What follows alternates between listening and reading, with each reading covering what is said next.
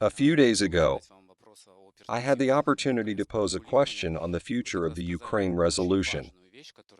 At that time, you made an important remark that has sparked response and discussion. Given President Zelensky's decree banning negotiations with Russia, any hypothetical talks that might take place would be deemed illegitimate, and their results illegal at any moment. This statement resonated widely. The following day, Zelensky began making excuses, saying that he had not entirely banned any negotiations. He claimed to have reserved the option for himself, explaining that he issued the decree while Russian troops were near Kiev, and justified it as a necessary measure to combat separatism and to preemptively address potential shadow negotiations with Russia through various channels. He concluded by asserting his role as the leader of the negotiations, emphasizing that he had banned others from engaging in discussions. What could you respond?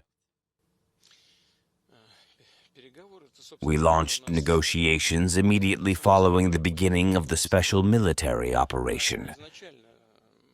Initially, we communicated to the Ukrainian leadership that the people in the LNR, Lugansk People's Republic, and DPR, Donetsk People's Republic, did not wish to remain part of Ukraine. We advised them to leave, which would be the end, meaning no hostilities or war. They refused and chose to fight. However, they agreed to negotiate right away, at the end of February 2022. It led to talks and meetings in Belarus, followed by discussions in Istanbul. What was happening there? Around late March, we received a document from Kiev, notably signed by the head of the Ukrainian negotiating team, Mr. Arakamia. It is crucial to highlight that these Ukrainian proposals formed the foundation of the draft peace treaty elaborated in Istanbul, which took place on April 15th. Earlier, several European leaders said to me over the phone that Ukraine could not sign a peace treaty. As one colleague put it, I even mentioned his name before, with a gun to its head. I agreed, asking what should be done: to withdraw troops from Kiev.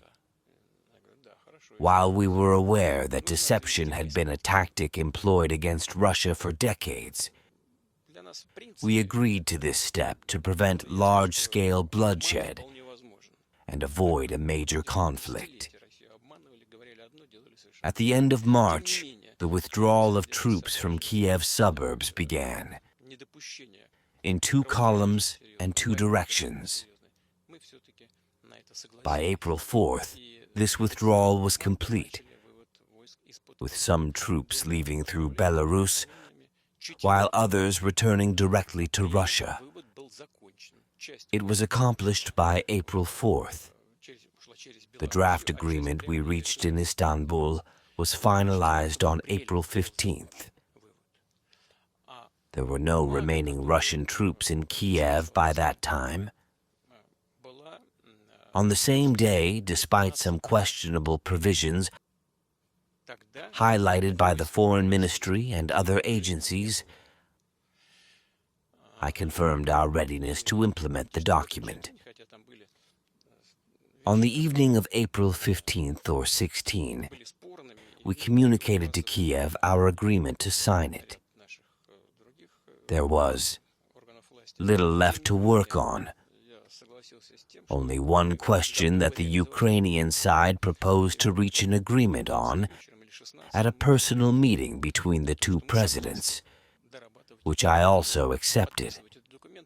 However, we soon received information from Kiev that they needed to consult with their allies and would be taking a week-long pause. Consultations took place, including, as you may know, a visit from then British Prime Minister Mr. Johnson. Apparently, they persuaded Ukraine to continue the conflict, likely at the suggestion of the former U.S. administration led by Mr. Biden. Honestly speaking, this is no secret. High-ranking Ukrainian officials publicly acknowledged it, as did British leadership. They rejected the agreement and chose to pursue the war instead. They rejected the agreement and decided to continue the war. We immediately received signals from Kiev. They told us, "Now we will fight to the last Ukrainian until either we take you or you take us. In general, we will fight." They decided not to sign the peace agreements.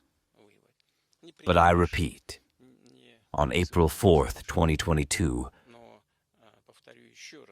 there were no Russian troops near Kiev. The agreements were finally agreed on April 15th, and the decree banning negotiations was signed at the end of September and came into force on October 4th. In other words, 6 months after the draft peace agreement was agreed. That is why it is completely incorrect to say that the ban on negotiations was introduced when Russian troops were standing near Kiev. And that is why it is at least incorrect to try to mislead your society and the international community on such serious issues. But this only underlines once again who we are dealing with.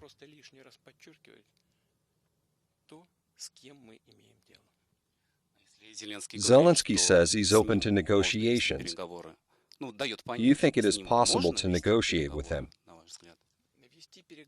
You can negotiate with anyone, but because of his illegality, he, Zelensky, has no right to sign anything. If he wants to take part in the negotiations, I will appoint people to conduct them. The issue is the final signing of the documents. This is a very serious issue that must guarantee the security of both Ukraine and Russia for a serious long-term historical perspective. There cannot be a single slip, not a single roughness. Everything must be perfect. But according to the Constitution of Ukraine, the President of Ukraine does not have the right to expand his powers, even under martial law. Only the representative bodies of power, only the Rada, the country's parliament, have the right to extend powers. And the President only has a 5-year term. That's it, nothing more. After that, his powers are transferred to the chairman of the Rada. But if there is a desire to negotiate and find compromise solutions, then let anyone else conduct these negotiations. We will, of course, pursue what suits us, what suits our interests. But as far as signing documents is concerned, everything should be done in such a way that lawyers confirm to us the legitimacy of those people who will be authorized by the Ukrainian state to sign these agreements. And they should repeal the decree banning negotiations, right? Well, yes. If we start negotiating now, it will be illegitimate. There is, I haven't talked about it here, but I will say that there is really a problem. Why? Because when the current head of the regime, that's the only way I can call him today, signed this decree, he was a legitimate president, but now he can't revoke it because he's illegitimate. That's the trick, the ambush, you see, the trap. But basically, if they want to do it, there is a legal way to do it. Let the representatives of the Rada do it in accordance with the Constitution. If there is a desire, it is possible to close any issue of a legal nature. Well, so far we don't see any such desire. Well, I think that his Western sponsors cannot exist. They will not last a month if the money and the ammunition stop. Everything will be over in a month and a half or two. In this sense, Ukraine's sovereignty is almost nil. If there is a desire on the part of their Western sponsors to achieve peace, well, the way is very simple. I once sent a corresponding signal about this. If there is a desire, everything is welcome.